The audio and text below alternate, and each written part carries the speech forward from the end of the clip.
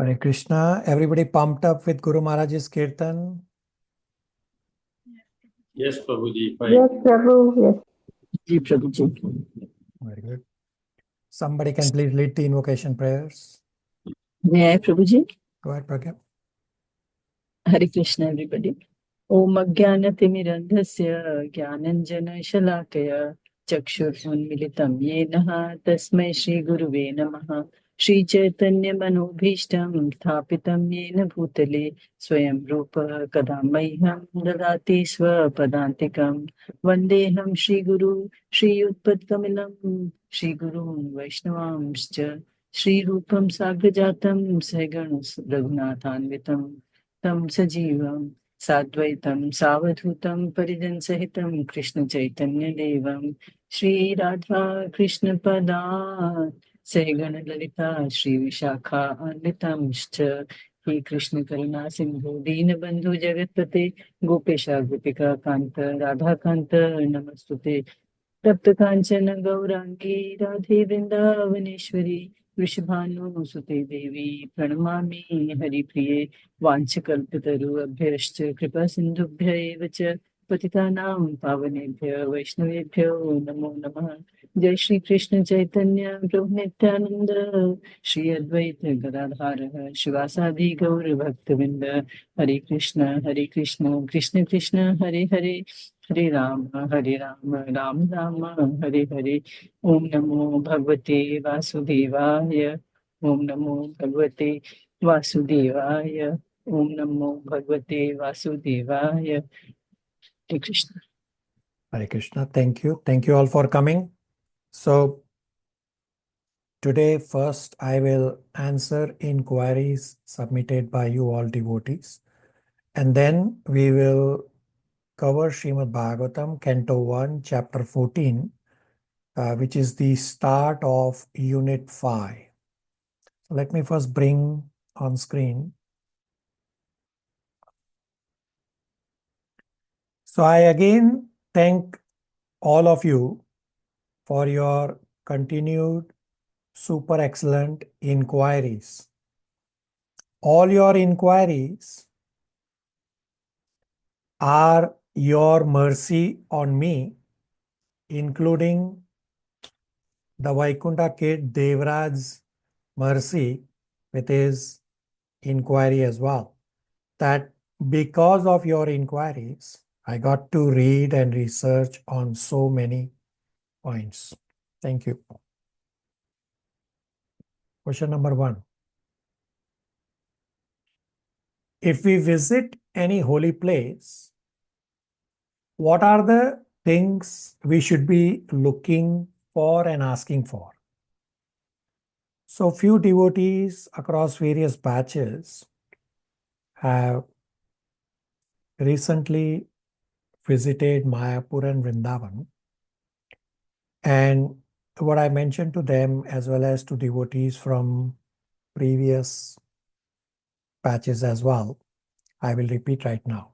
So visit to Holy Dham is not for sightseeing, rather is for purification.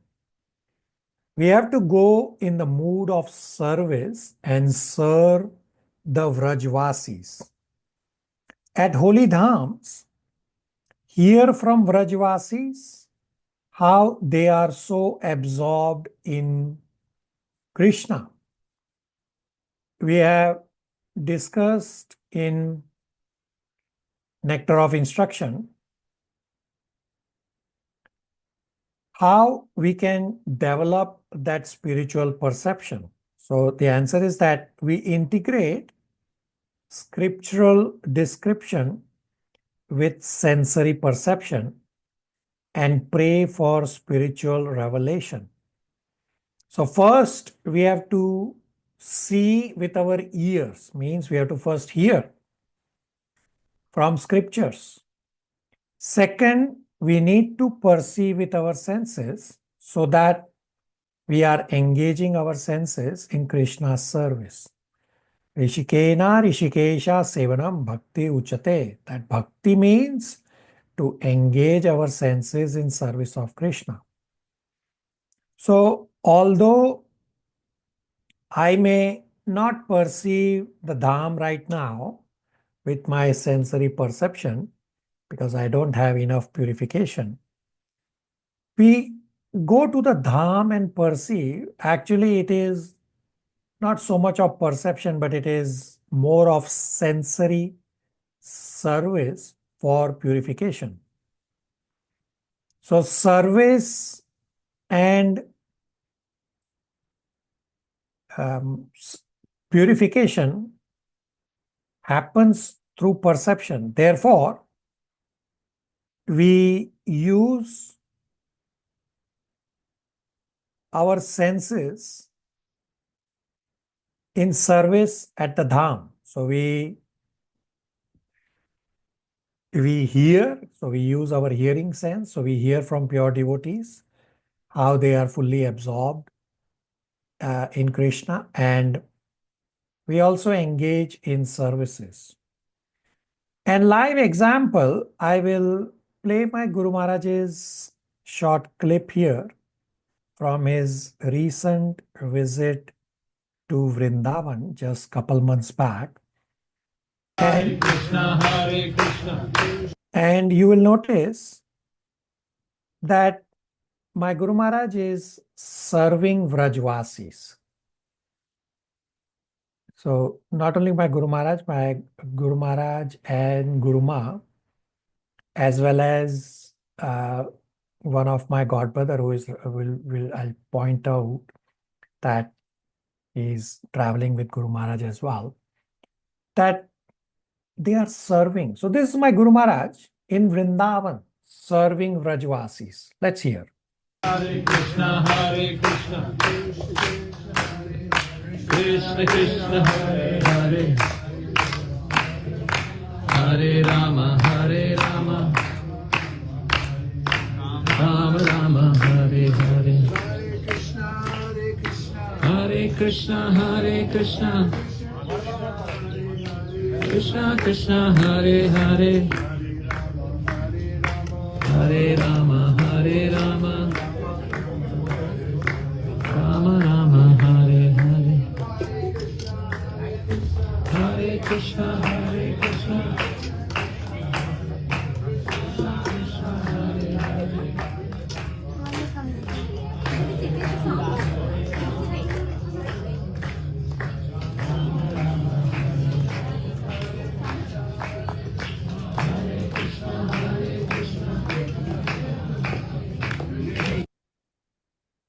So this in the yellow sari is my Guru Ma.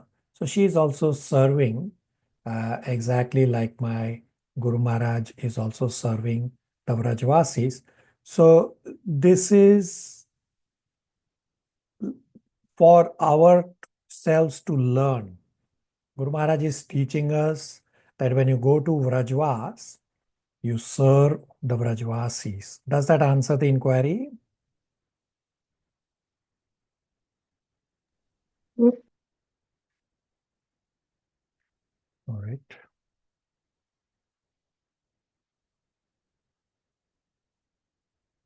Question number 2. Does Vidura remember his past life as Yamraj? So from the example of various pure devotees, all pure devotees remember everything. Example, Srila Vyasadeva asked similarly to his spiritual master Srila Narad Muni in Canto 1, Chapter 6, that how come Srila Narad Muni remembers his past life? Because not only it was past life, but also that Narad Muni's past life as a 5-year-old Shudra boy was in the previous millennium.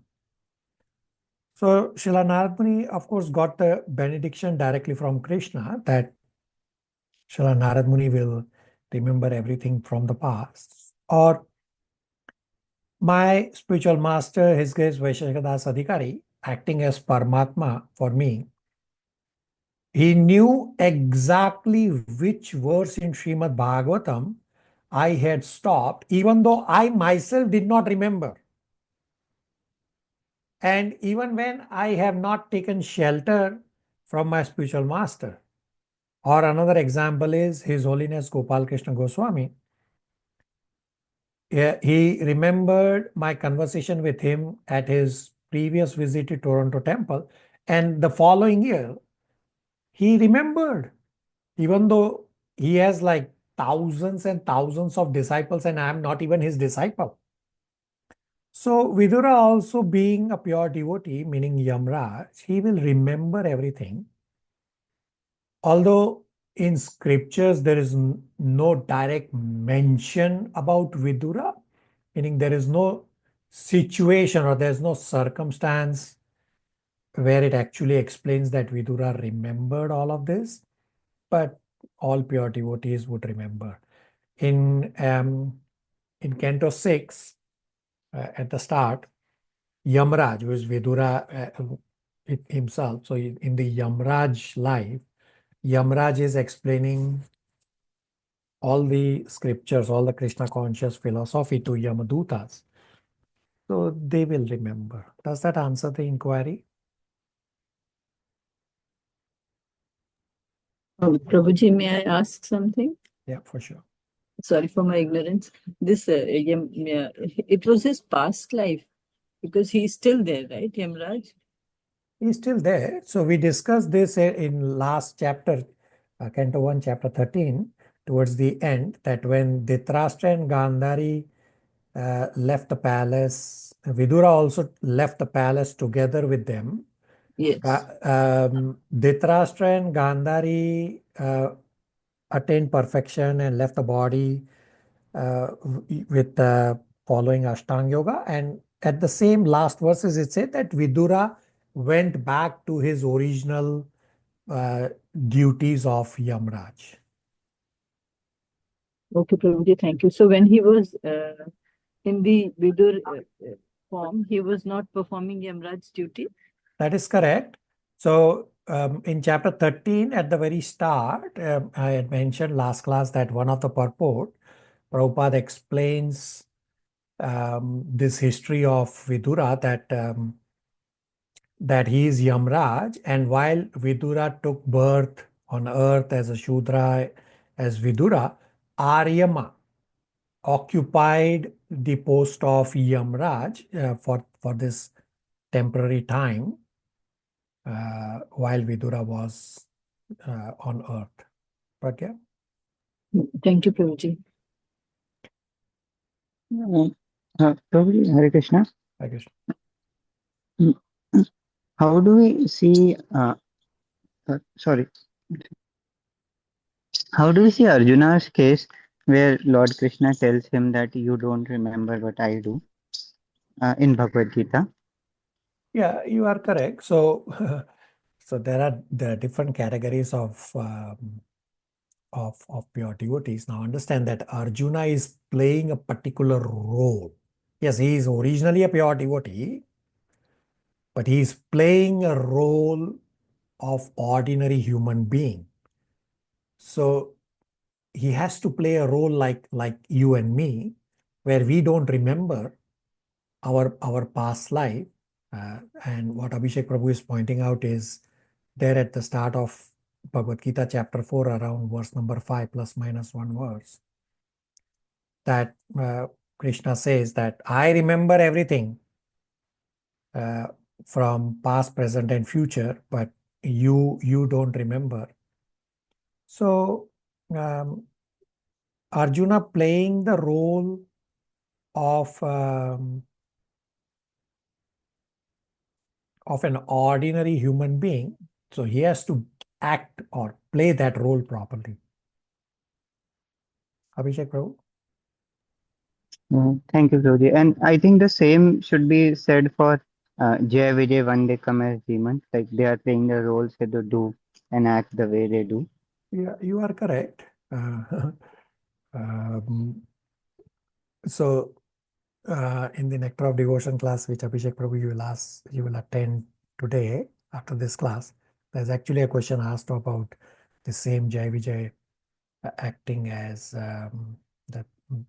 the demons in 3 lives. So yes, you are correct that they acted perfectly as a demon.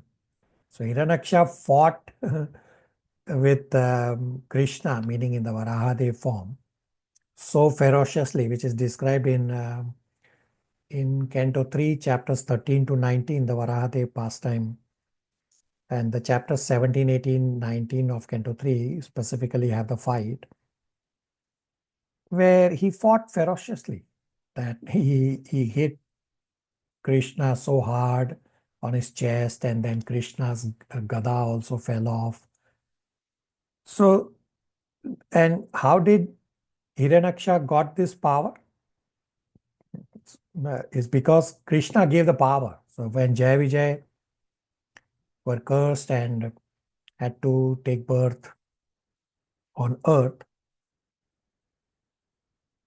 so Krishna said that actually I have the desire to fight, but there is no one in spiritual world to fight because everyone is a devotee there.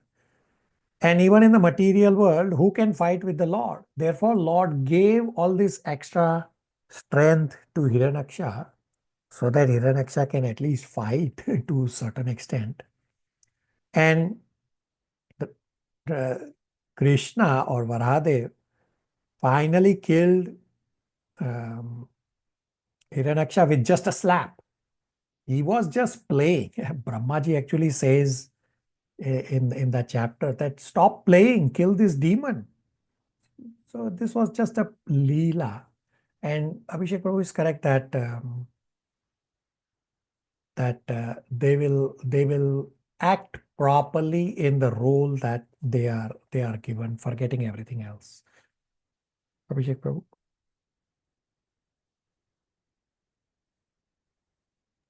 Thank you. Nitya. Hare Krishna Prabhu.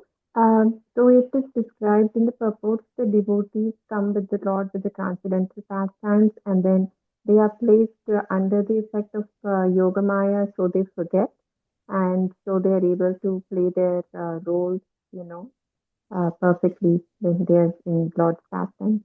Is that correct? You are correct that Yogmaya does cover the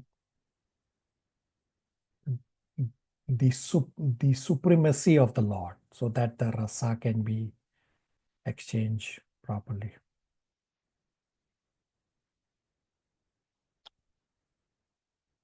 Thank you, Prabhu. Everybody on the same page? Yes, Prabhu.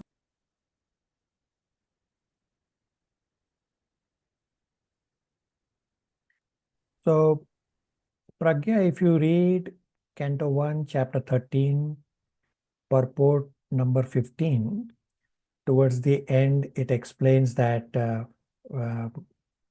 you can actually read now, Pragya, the last few lines from 1.13.15, last few lines where it says, when Yamraj thus incarnated as Vidura.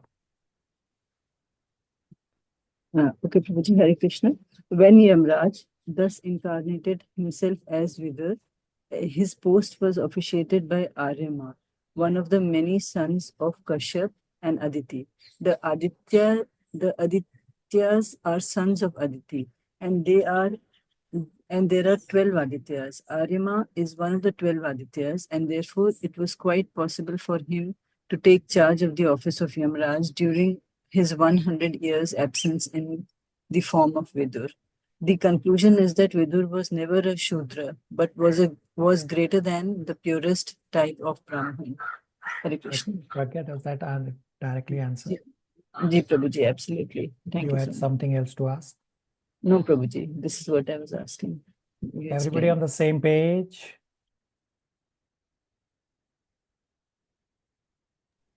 Yes. All right, thank you. Question number 3. The two brothers and their sister are represented in the famous Jagannath temple of Puri. What is the history behind this story? So this is a very elevated subject matter beyond my ability. I will repeat in brief what I have heard. So the Vishnu form of Krishna appeared in Kamsa's prison as the son of Devaki and Vasudev. Simultaneously, original Shyam Sundar Krishna together with Yog Maya appeared as the children of Mother Yashoda. When the original Krishna comes, all incarnations come with Krishna within Krishna. When Vasudev took the Vishnu form of Krishna to Nand Maharaj's home so as to protect Krishna or Vishnu and from Kamsa. So the Krishna that appeared in Mother Yashoda's home and Vishnu that appeared in Kamsa's prison, they merged into one. And when the original Krishna was performing all these spectacular childhood pastimes, the Vishnu form of Krishna that had merged with original Krishna saw all those pastimes firsthand. Later, when Krishna had to leave Vrajvas, example for Kurukshetra war, the original Krishna separated from Vishnu form, and this original Shyam Sundar form of Krishna never left Vrajvas. It was the Vishnu form of Krishna that was at Kurukshetra, and it is the Vishnu form of Krishna that did all the killing. Now, later, when Vishnu form of Krishna was in Dwarka as the king, Mother Rohini was describing the childhood pastimes of Krishna to the residents, and these brothers and sisters, meaning Krishna, Balram, and Subhadra Maharani, were secretly listening to these pastimes. And in ecstasy, so they remembered what they had witnessed firsthand. In that remembrance, they went into ecstasy, and in that ecstasy, their arms and legs became how Lord Jagannath is. And Srila Narad Muni requested if we can get the darshan of Lord's this form of ecstasy. And this is how Lord Jagannath, Lord Baldev, and Subhadra Maharani's form got manifested. Does that answer the inquiry, although it is beyond me? Yes, Hare Krishna, thank you. Prabhuji, this why is Shyam Sundar form dark? I'm sure you must have discussed it earlier, but I just wanted to. My son asked me, and I was not able to answer to him. So, what's your question? The question is, why is Krishna Bhagavan dark in color, that Meghavarna and all that? So that is his color. So he's Because for Shiv Bhagwan, we say that he drank poison. That's why he was Nilkant. But for Krishna Bhagwan, why is he blue or Shambhavan? so Shiva Nilkant is only his neck is bluish. I mean, Shiva also has little bluish complexion, the original Sadashiva. But the original bodily feature of Krishna is that bluish, blackish, like a rain cloud. That is the bodily feature of Krishna, and therefore it is in that darker color. Okay. Okay, Prabhuji, thank you. If you this will come up in Canto 3 in the Kapila Siksha section, where I think it's I can't remember the chapter number right now. I can tell you right now, where Lord Kapila is explaining the meditation of Ashtang yogis, and he gives a lot of characteristics of Krishna.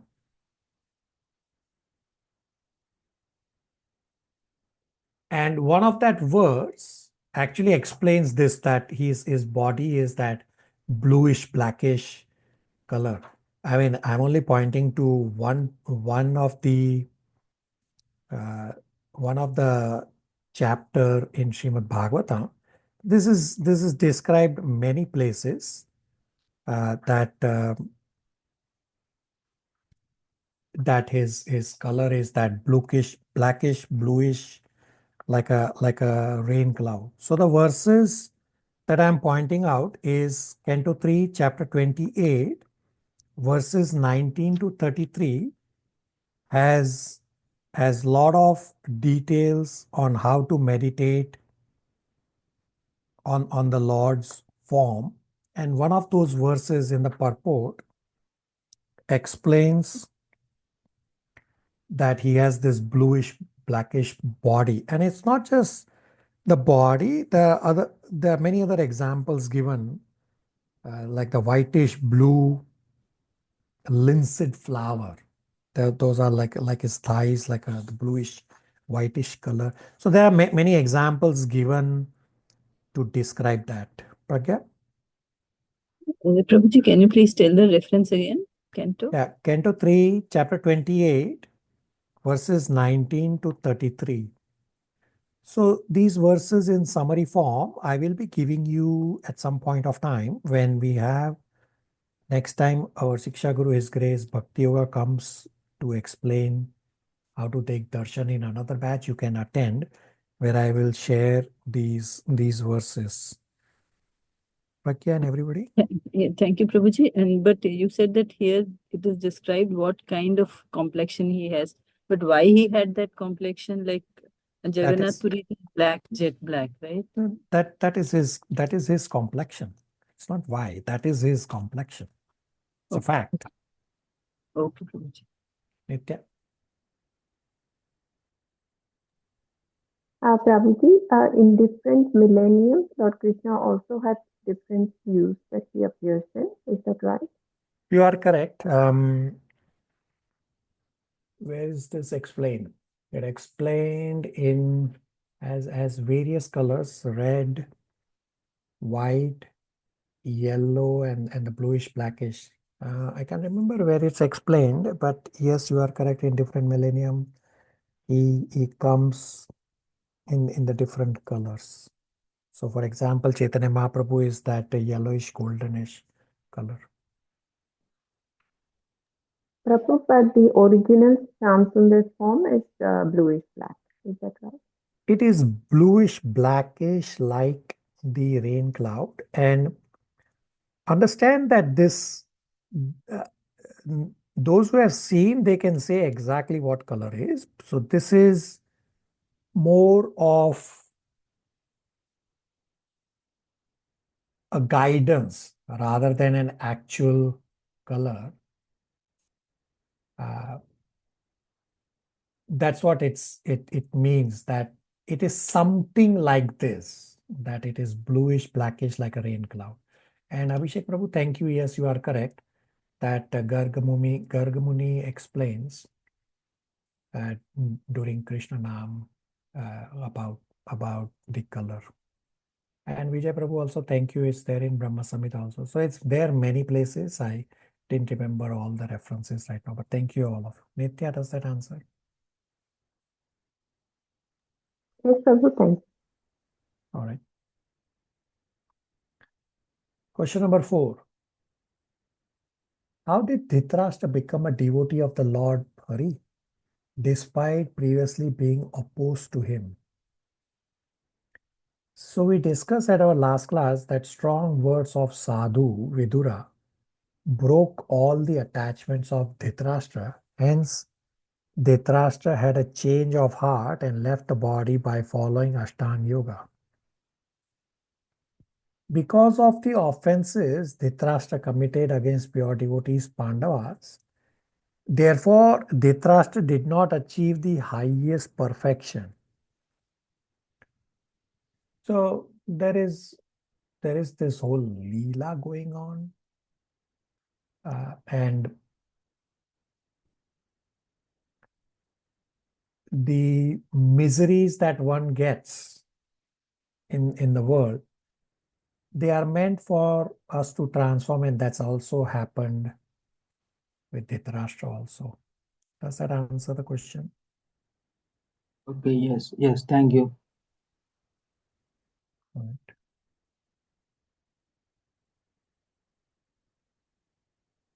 Okay, Malti has direct reference for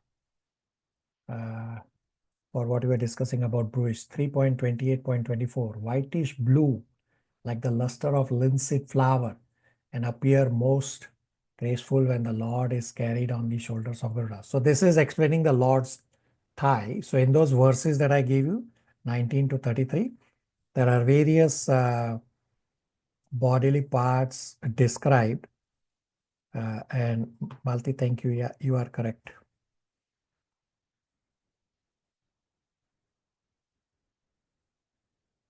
All right. Question number 5. Mayavadi sannyasi carry a single rod, whereas Vaishnava sannyasis carry 3 rods bound together. What is the significance of this difference? So I will bring up on screen Srimad Bhagavatam 3.6.36 is the direct answer to this inquiry. Let me bring up on screen.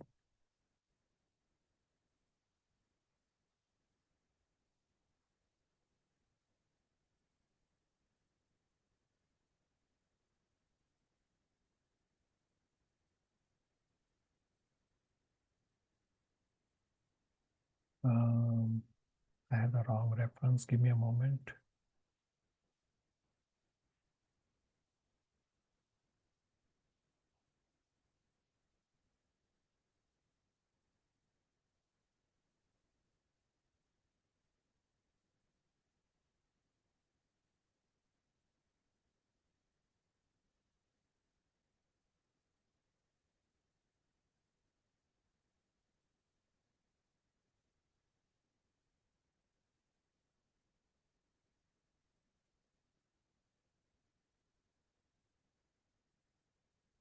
Okay, 3.6.36.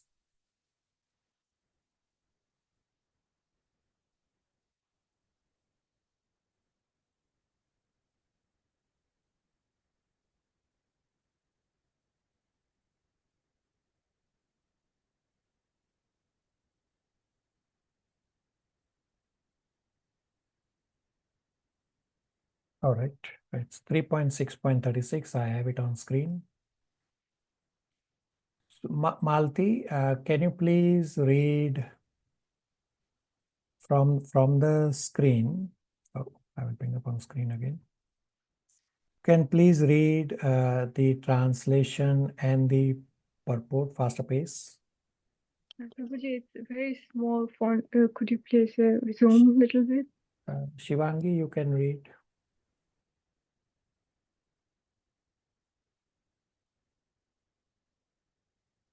Prabhuji, you want me to read this? Yeah. Translation and purport. Correct. Translation: in spite of my inability, whatever I have been able to hear from the spiritual master, and whatever I could assimilate, I am now describing in glorification of the Lord by pure speech, for otherwise my power of speaking would remain unchaste. Purport: the purification of the conditioned soul necessitates purification of his consciousness.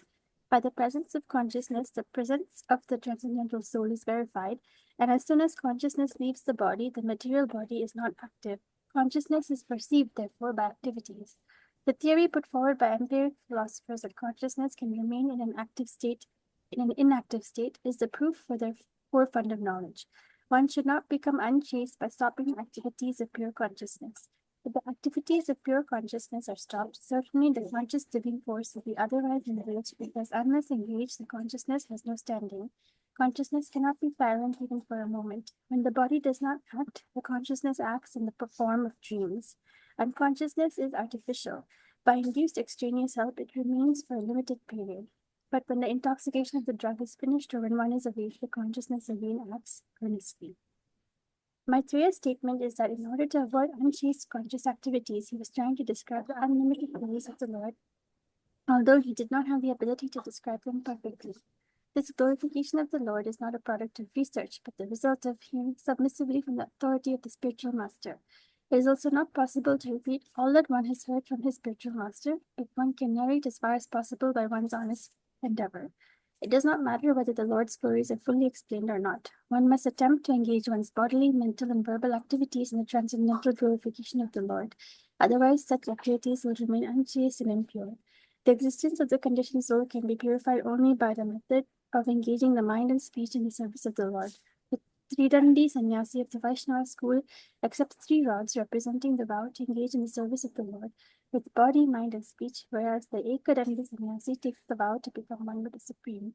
Since the Lord is the Absolute, there is no distinction between him and his glories. The glories of the Lord, as chanted by the Vaishnava sannyasi, are as substantial as the Lord himself, and thus while glorifying the Lord, the devotee becomes one with him in transcendental interest, although he remains eternally a transcendental servitor.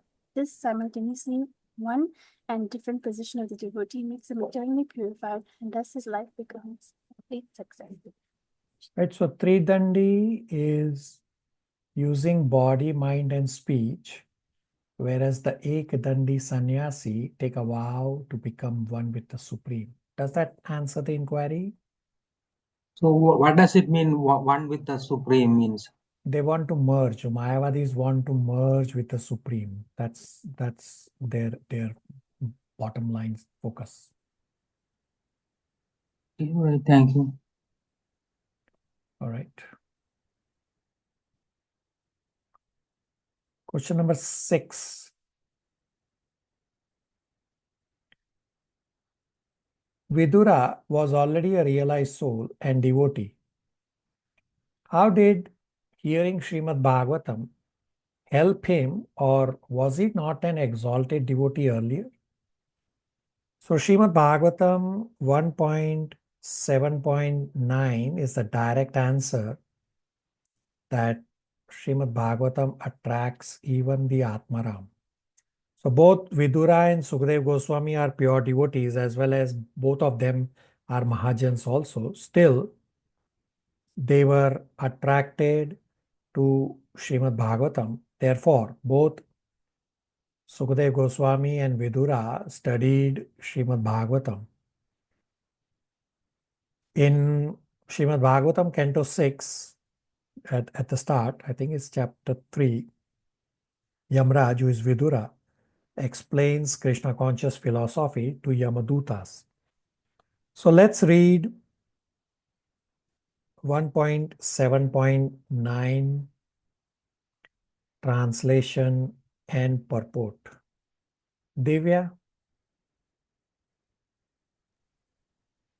Hare Krishna, translation. Sri Sanaka asked Sutta Goswami, Sri Shukadeva Goswami was already on the path of self-realization, and thus he was pleased with his own self. So why did he take the trouble to undergo the study of such a vast literature? Purport. For the people in general, the highest perfection of life is to cease from material activities and be fixed on the path of self-realization. Those who take pleasure in sense enjoyment, or those who are fixed in material bodily welfare work, are called karmis. Out of thousands and millions of such karmis, one may become an Atma-Rama by self-realization. Atma means self and Arama means to take pleasure. Everyone is searching after the highest pleasure, but the standard of pleasure of one may be different from the standard of another. Therefore, the standard of pleasure enjoyed by the karmis is different from that of the Atma-Ramas. The Atma-Ramas are completely indifferent to material enjoyment in every respect. Srila Sukadeva Goswami has already attained that stage, and still he was attracted to undergo the trouble of studying the great Bhagavatam literature. This means that Srimad Bhagavatam is a postgraduate study even for the Atma Ramas who have surpassed all the studies of Vedic knowledge. Does that answer the inquiry? Yes, Prabhuji. Right. Question number 7. Srimad Bhagavatam 1.9.28. Please explain this point. To avoid unlawful desires, one should not make plans. But we do make a lot of plans. So how do we apply this principle? So the statement in 1.9.28, it says, don't make plans for unlawful desires, because wrongful desires will become action. So differentiate between unlawful desires versus planning for your regular day-to-day tasks. Planning for your regular day-to-day task is okay. It's just don't plan for unlawful desires. Don't use your intelligence for unlawful things. That's what it means. Does that answer? Yes, sir. Question number 8. Srimad Bhagavatam 1.9.32 says for ordinary men that Lord sanctions and witnesses their activities, but never gives instruction for going back to Godhead. Also says, unless one is purified from material desire, Lord doesn't become one's leader. In one sense, these statements make sense, but they also hide the merciful nature of Lord, who is always more eager to take back conditioned souls.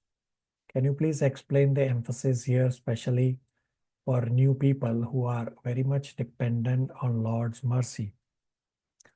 So, all of you tell me that if you pluck a green mango, which is very hard from the tree, so it's not yet ripe, it's very green, and you pluck the mango off the tree, what will happen?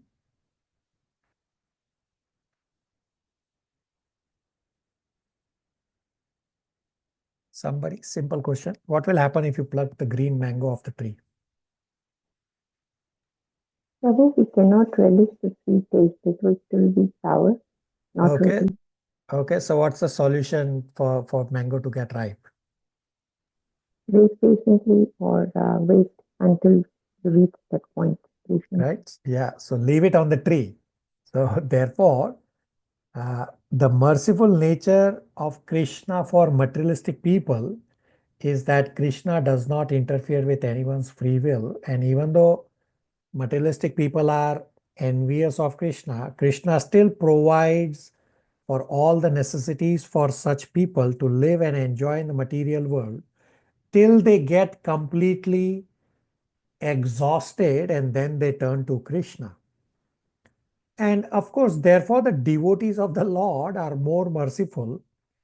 Hence, devotees take all kinds of risks to go out to preach to ordinary people in the material world so as to bring them closer to Krishna.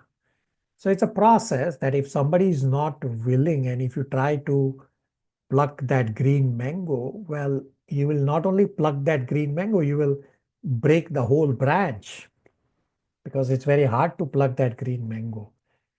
So the merciful nature is that Krishna provides, okay, you want to suffer, enjoy. Here's what you are desiring. Does that answer?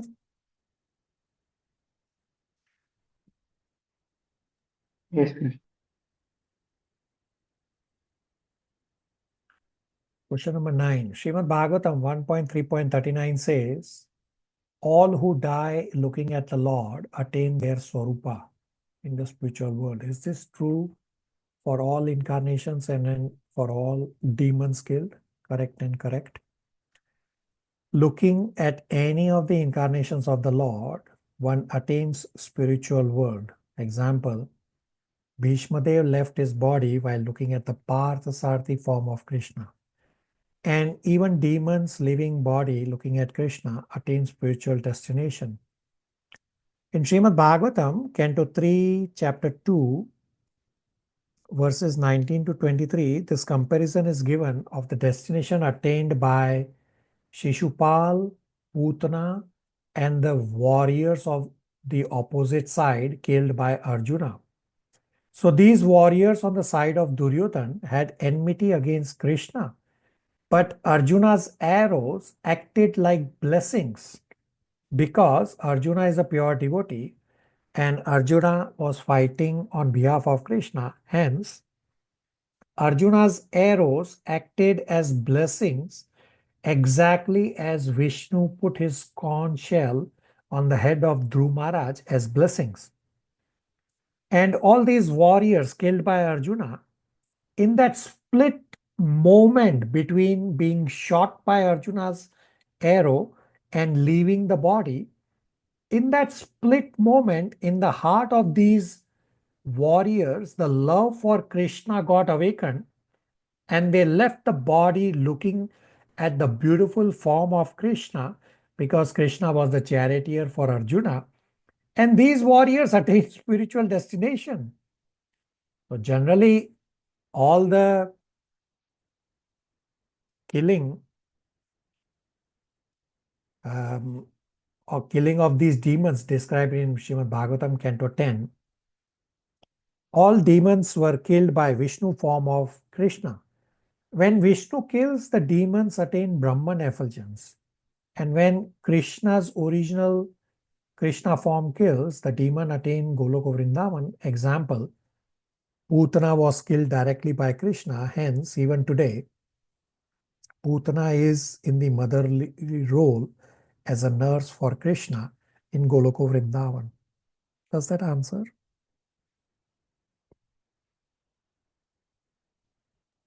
Thank you, Prabhuji. So, to clarify, when they say spiritual destination, this word includes Brahman effulgence, Vaikuntha planets, and all the spiritual planets. Like both are considered spiritual destination. Correct. Thank you. Last question for today. 1.9.46. How to feel separation at soul level and not at body level, because I always relate to people with bodily reciprocation. So coming to the level of soul is a progression that one achieves with certain level of purification. Therefore, you continue what you are doing. You are already on the right track. You are doing super excellent, and one day you will be able to see your own soul and the soul in all bodies as well as the Paramatma in everyone, meaning you will attain the Samadarshina level. Question for everyone, what is the Samadarshina verse?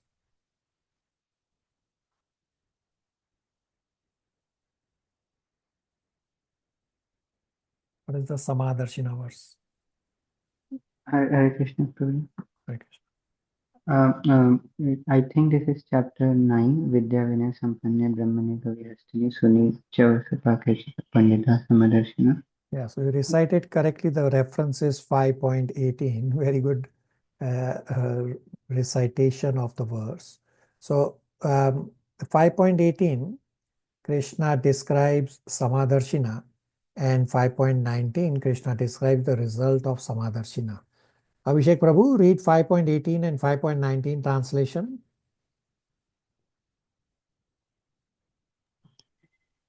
Yes, true. 5.18 The humble sages, by virtue of true knowledge, see with equal vision a learned and gentle Brahmana, a cow, an elephant, a dog, and a dog-eater outcast. 19. Those whose minds are established in sameness and equanimity have already conquered the conditions of birth and death. They are flawless like Brahman, and thus they are already situated in Brahman. Does that answer the inquiry? Yes. All right. I will now bring up stacking points on screen. There are two slides. This is slide number 1. Now I have one point highlighted in yellow on the screen. This is about Dhira and Narottama. So the devotee who submitted the answer, I edited the answer, and I want everyone to be on the same page that Narottama, we all know, is the highest. So it does not mean Dhira is the opposite of Narottama. Both are elevated levels, just different degrees of elevation. So I want Priyanka to read from the screen point number 5 and 6 highlighted in yellow about Dhira and Narottama, and everybody can please take a note, and the devotee who submitted this point should ensure that the understanding is correct. Priyanka? Hare Krishna. Dhira means one who is not disturbed even when there is sufficient provocation. Dhira is one who is not disturbed by being away from family association.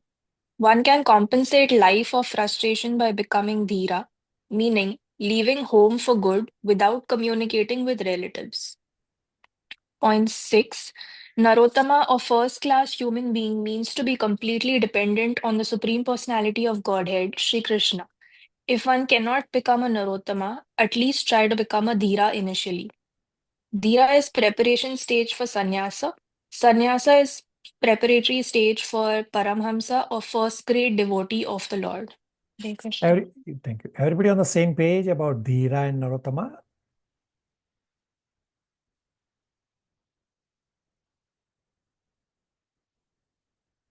All right. Here is slide number 2 of the striking points. Questions, comments, realizations. We spent a lot of time on inquiries again today.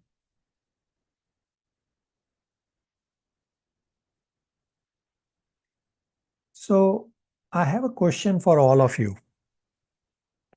I want all of you to look at the participant list on the Zoom call and tell me, what do you notice?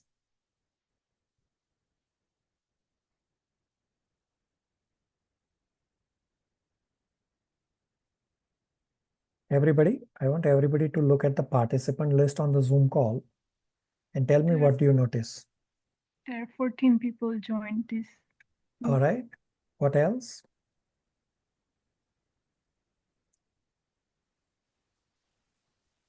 What do you notice?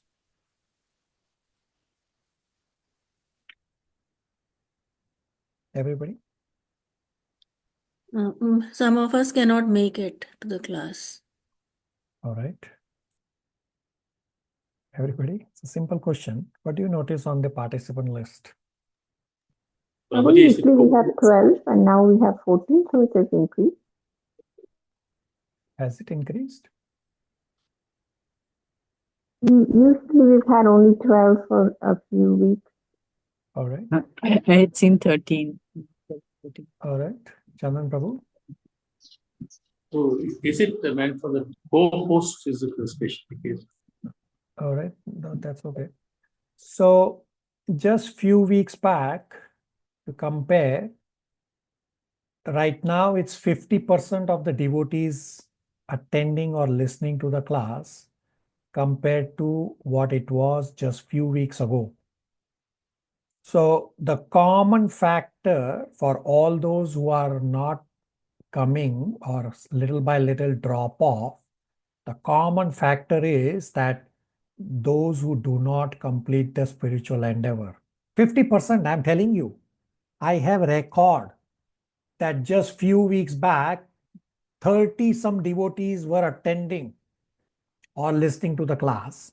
And now you have a count of 14, and in the count of 14, it actually is 12 because 2 is my connections.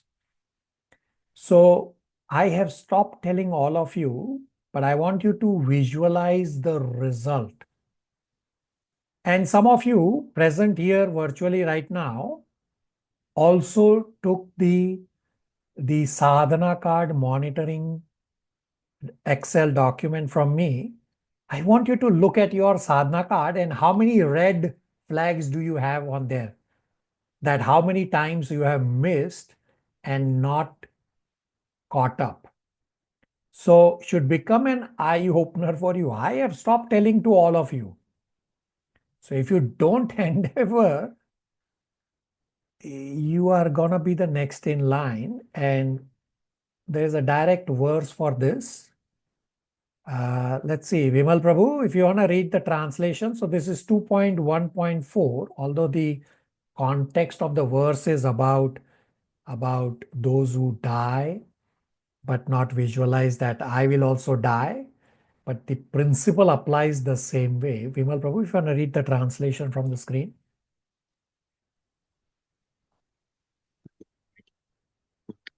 Do not inquire into the problems of life, being too attached to the fallible soldiers like the body, children, and wife. Although sufficiently experienced, they still do not see their inevitable destructions. Pashyan api na pashyati. That everybody is seeing death every day, but they think I will not die. So that's the point I'm trying to make here, that it's visible that the number of participants has become 50% just in the last few weeks. And the common factor is that those who do not endeavor, you are going to be the next. I have stopped pushing all of you. It is your choice that in terms of what exactly is your goal. If you want, you can have a chat with me. If you are having challenges, you can have a chat with me offline to address your situation. So there will be situations where you have to tilt more towards spirituality for certain time. But as long as you come back, that is balance. I am an accountant. So March year end has been swamped for me. And I spend little less time on spirituality than what I used to spend before. But I didn't make it zero. And simultaneously, after my March year end busy time ends, I come back and catch up and spend more time. But other devotees, they are here like walking in a park. So the result is right in front of you all. Pashyan apina pashyati. It's visual to you all. And some of you have the sadhana card that you took from me. Take a look how many red boxes you have on your sadhana card. Somebody is brave enough to talk about it.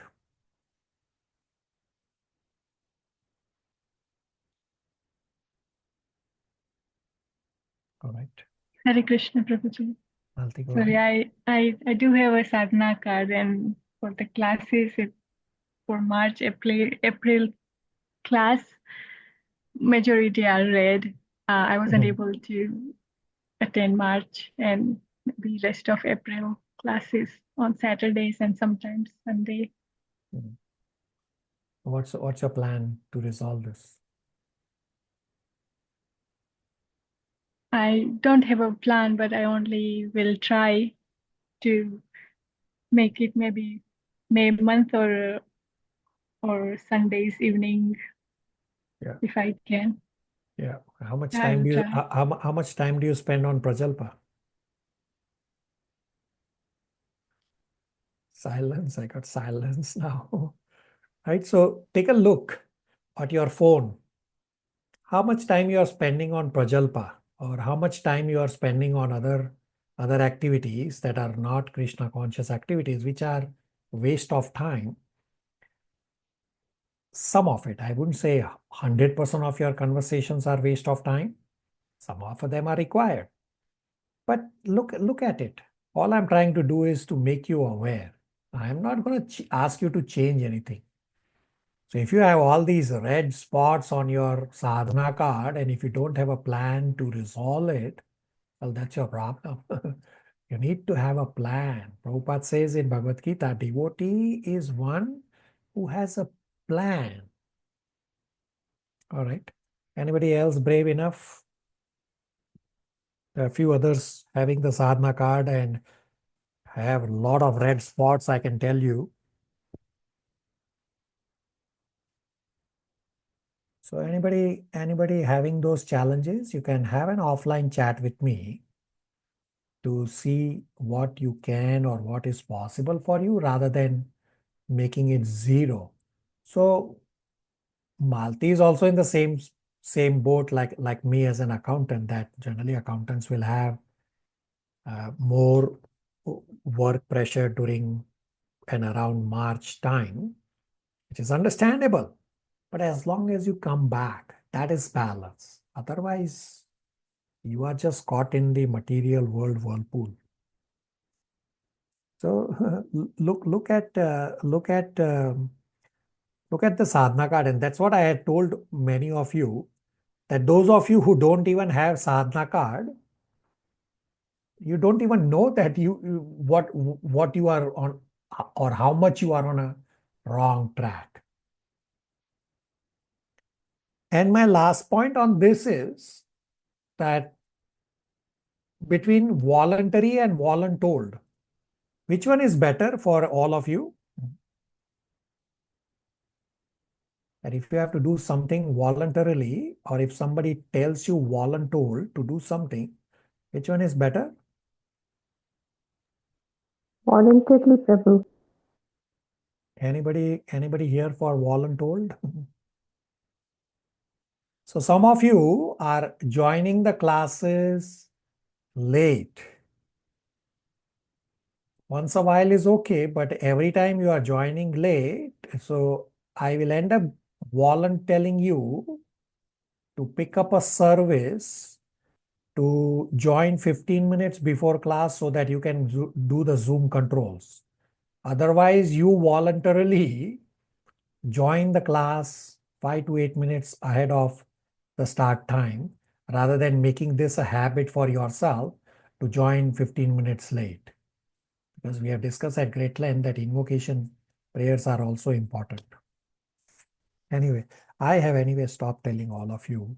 It is beyond a point for me to keep telling you again and again and again.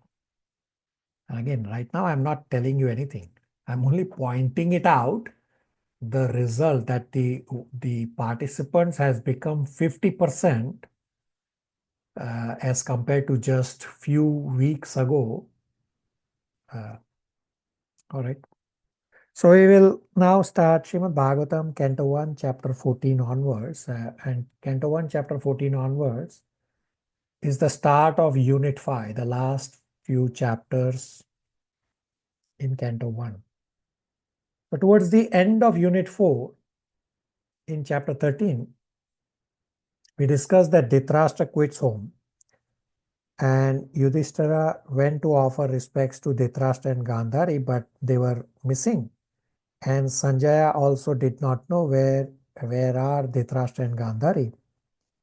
While discussing with Sanjaya, Srila Narad Muni appears there, and Srila Narad Muni instructed to Yudhishthira that there is no point in thinking about Dhritarashtra or going where Dhritarashtra is, because Krishna takes care of everybody.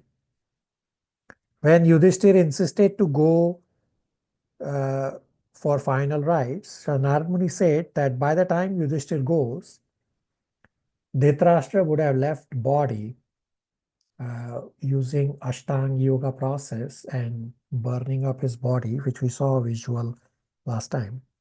So there's no need to go. Dhritarashtra by Ashtanga Yoga will ignite the fire and burn, and Gandhari will also enter the funeral pyre. And this way, Yudhishthira Maharaj got pacified. Now, Unit 5 is on Parikshit Maharaj and Kali. Unit 5 is titled Parikshit Maharaj and Kali. The chapter titles of 14 to 19 are self-explanatory of the topics covered in Unit 5. Chapter 14 is titled The Disappearance of Lord Krishna. Chapter 15 is Pandavas Retire Timely. 16 is how Parikshit Maharaj received the age of Kali. 17 is punishment and reward for Kali. 18, Parikshit Maharaj cursed by Brahmana boy. And 19, the appearance of Sukadeva Goswami. Almost this entire Unit 5 is generally straightforward. There is little heavy conversation in chapter 17 and 18. Otherwise, the whole unit is straightforward. Now, chapter 14 summary is that Yudhishthira saw fearful omens, and Yudhishthira heard from Arjuna the disappearance of Lord Krishna. This chapter is divided into two parts.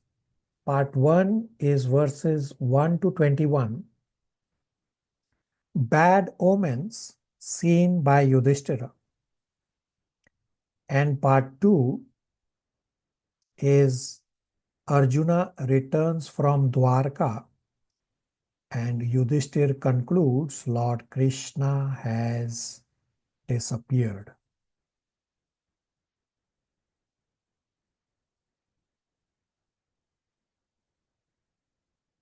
So the connection between chapter 13 and chapter 14 is Canto 1, chapter 13, verse number 50.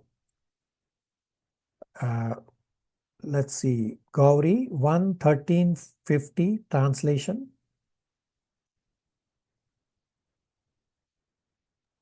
Yes, Prabhuji.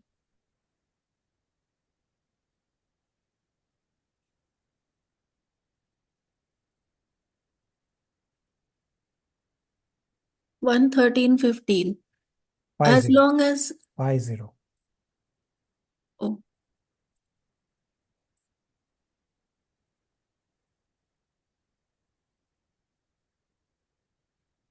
113:50.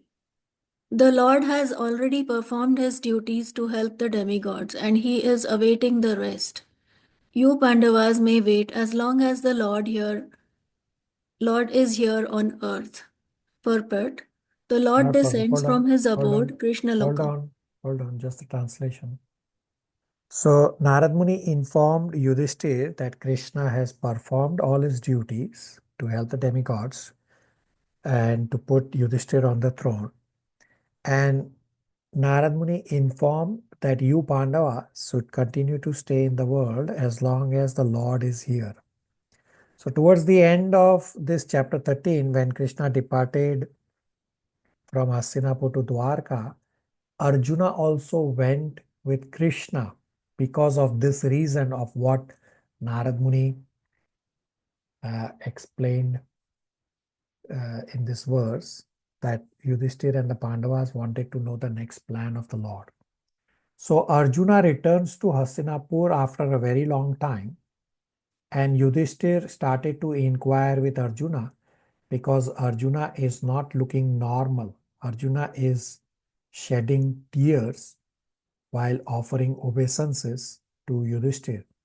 And Yudhishthir could guess that Krishna has departed.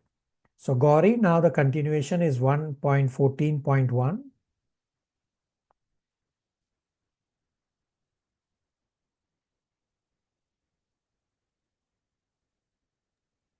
1.14.1. Sri Sutta Goswami said, Arjuna went to Dwarka to see Lord Krishna and other friends, and also to learn from the Lord of his next activities. Right, so this is the connection that what Narad Muni said, that the Lord is probably going to wrap up his pastime on earth. So that's why Arjuna also went with Lord Krishna to Dwarka. In the next few verses, Yudhishthir observes bad omens. Chandran Prabhu, verse 2 translation and purport, as well as verse 3 translation and purport.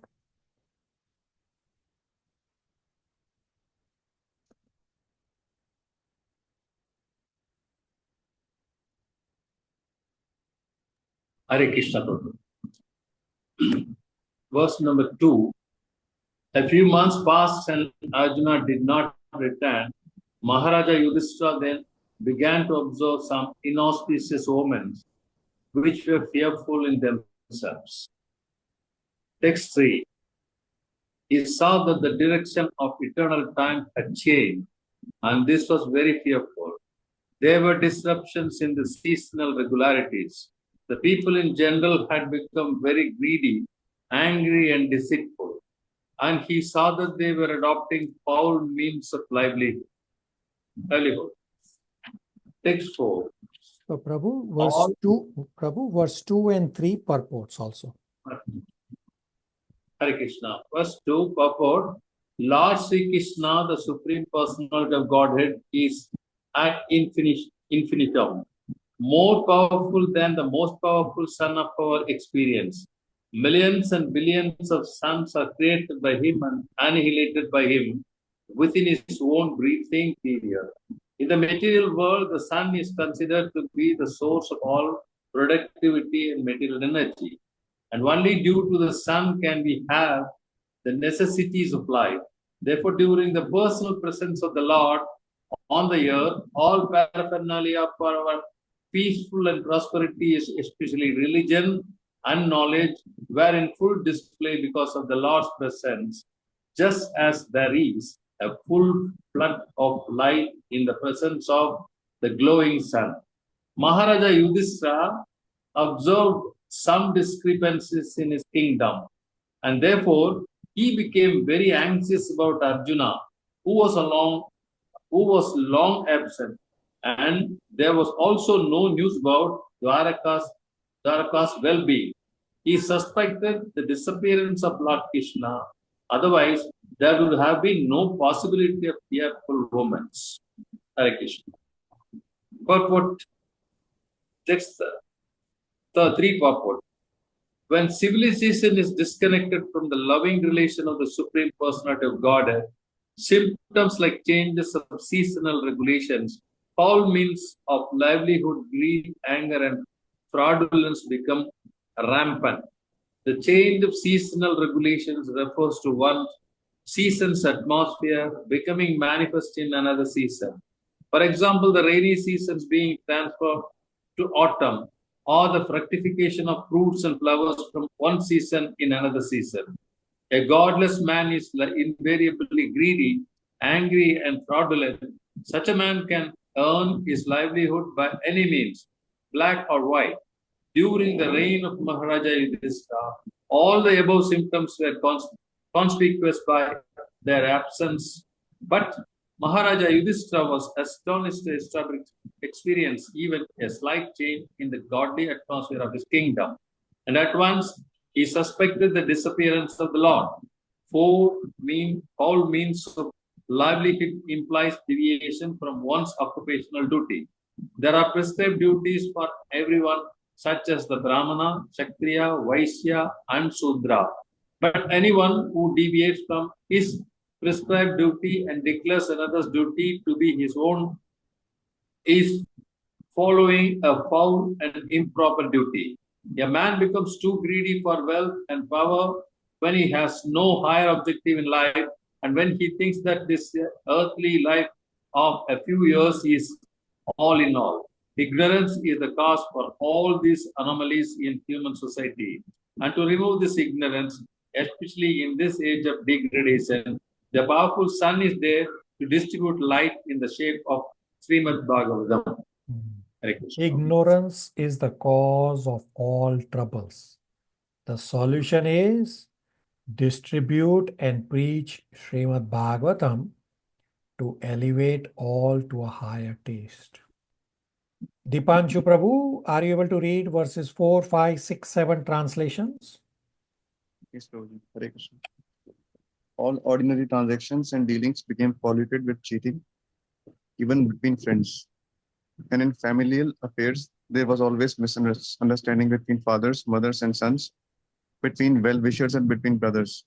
Even between husband and wife, there was always strain and quarrel. Verse 5. In course of time, it came to pass that people in general became accustomed to greed, anger, pride, etc. Maharaja Yudhishthira, observing all these omens, spoke to his younger brother. Verse 6. Maharaja Yudhishthira said to his younger brother, Bhimsen, I sent Arjuna to Dwarka to meet his friends and to learn from the personality of Godhead Krishna, of his program of work. Verse 7. Since he departed, 7 months have passed, yet he has not returned. I do not know actually how things are going there. Hare Krishna.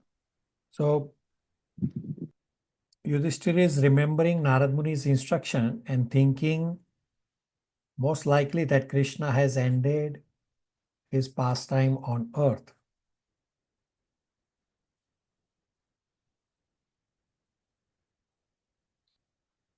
And this conversation will continue about the bad omens in upcoming verses. Nitya, verse 8 translation and the last paragraph.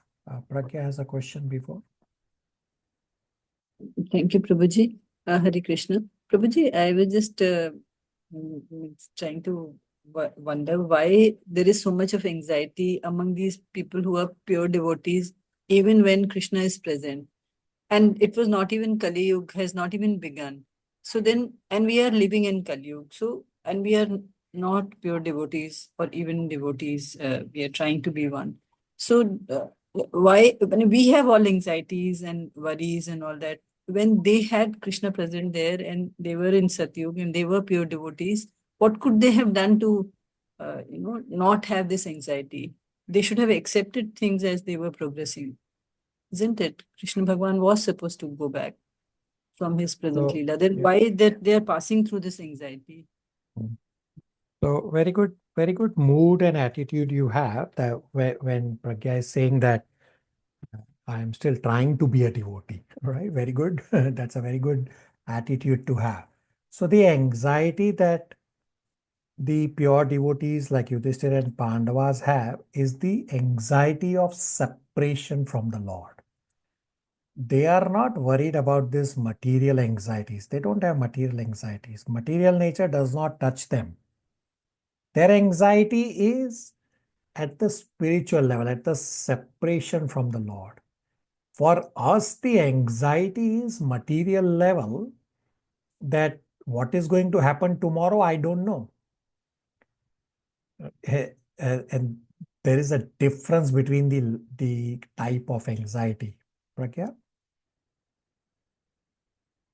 Yes, Prabhuji, thank you. That helps. All right. Nitya, verse 8, and then the last paragraph, which starts all the above statements. Yes, Prabhu. Is he going to quit his earthly pastimes as Devarishi Narada indicated? Has the time already arrived? All the above statements by the Lord apply to different plenary portions of the Lord, namely his expansion, such as Sankarsana, Vasudeva, Pradyumna, Aniruddha, and Narayana. These are all he himself he himself in different transcendental expansions, and still the Lord of Sri Krishna functions in a different sphere of transcendental exchange with different grades of devotees. And yet Lord Krishna actually appears once every 24 hours of Brahma's time, or after a lapse of 8.64 billion solar years in each and every universe, and all his transcendental pastimes are displayed in each and every universe in a routine spool. But in that routine spool, the functions of Lord Krishna, Lord Vasudeva, etc., are complex problems for the layman. There is no difference between the Lord's self and the Lord's transcendental bodies. The expansions execute differential activities. When the Lord, however, appears in his person as Lord Sri Krishna, his other plenary portions also join him by his inconceivable potency called Yogamaya. And thus Lord Krishna of Vrindavan is different from Lord Krishna of Mathura or Lord Krishna of Dwaraka. The Veeratrupa of Lord Krishna is also different from him by his inconceivable potency. The Veeratrupa exhibited on the battlefield of Kurukshetra is the material conception of his form. Therefore, it should be understood that when Lord Krishna was apparently killed by the bow and arrow of the hunter, the Lord left his so-called material body in the material world. The Lord is Kaivalya, and for him there is no difference between matter and spirit, because everything is created from him. Therefore, his quitting one sort of body or accepting another body does not mean that he is like the ordinary living being. All such activities are simultaneously one and different by his inconceivable potency. When Maharaja Yudhishthira was lamenting the possibility of his disappearance, it was just in pursuance of a custom of lamenting the disappearance of a great saint. But factually, the Lord never quits his transcendental body, as is misconceived by less intelligent persons. Such less intelligent persons have been condemned by the Lord himself in Bhagavad Gita, and they are known as the Mudas. That the Lord left his body means that he left again his planetary portions in the respective dhammas, transcendental abodes, as he left his Virat Rupa in the material world. So ignorant people think that Krishna is ordinary, that he quit his body. Therefore, Srila Prabhupada is saying, Yudhishthir's lamenting is just in pursuance of a custom. but they know as pure devotee that Lord does not die, Lord does not leave the body, he does not have a material body to begin with. Everybody on the same page? So, Prabhuji, it was not for separation. It was a customary lamentation. So customary lamentation means that they are acting as humans. So they will play that role. But as pure devotees, their anxiety is the separation from the Lord, which will soon become evident from when Arjuna will return from Dwarka, and what Arjuna will do, and is coming up in all the verses now. Again. Prabhuji, but we say that not in his material form, but the other form, he's still there, right? Which form? In us, in the spiritual form or non-material form. Do we say that? He is always existing in his original Shyam Sundar form. That never changes. He is always there. Prabhuji, that is material or non-material? The original Shyam Sundar form is always spiritual. Lord does not have a material form to begin with. But still it has a shape and color and all those things. So we have the human-like form because we come from Krishna, and Krishna's original two-handed Shyam Sundar form is a human form. That's how we get a human form. Okay, Prabhuji, so we understand that in his the Shyam Sundar form, he is there not amongst us, but in Vaikuntha Lok. Correct. Okay, Prabhuji, I was just comparing with this the thoughts of the Christians that when Jesus was crucified on Good Friday, he came back on Easter Sunday, and he's there types. So amongst us, he's there. I think that is what is their belief. I'm not very sure, but our belief is that Krishna Bhagwan is in his Shyam Sundar form in Vaikuntha Lok. So Krishna Krishna is simultaneously everywhere. Yes, his original existence is in Goloka Vrindavan in his Shyam Sundar form. He is simultaneously existing in the material world. I don't have the eyes to see him. So for Christians, what happened with Jesus is correct, like it's specific for a particular incarnation. So Jesus is Son of God. You read the Science of Self-Realization, it explains in there that Jesus is Son of God. So that particular event happened. But that does not mean that the same applies for Krishna. Again. Okay, Prabhuji, thank you. Vimal Prabhu.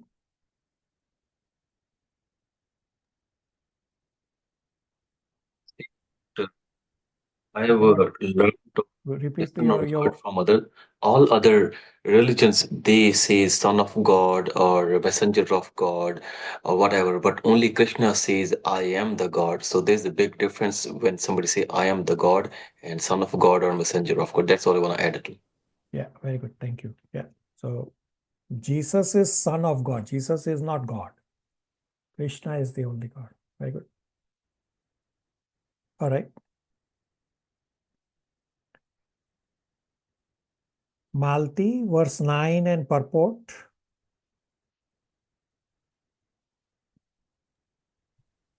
Hare Krishna, verse 9. From him only, all our kingly opulence, good wives, lives, progeny, control over our subjects, victory over our enemies, and future accommodation in higher planet have become possible. All that is due to his causeless mercy upon us.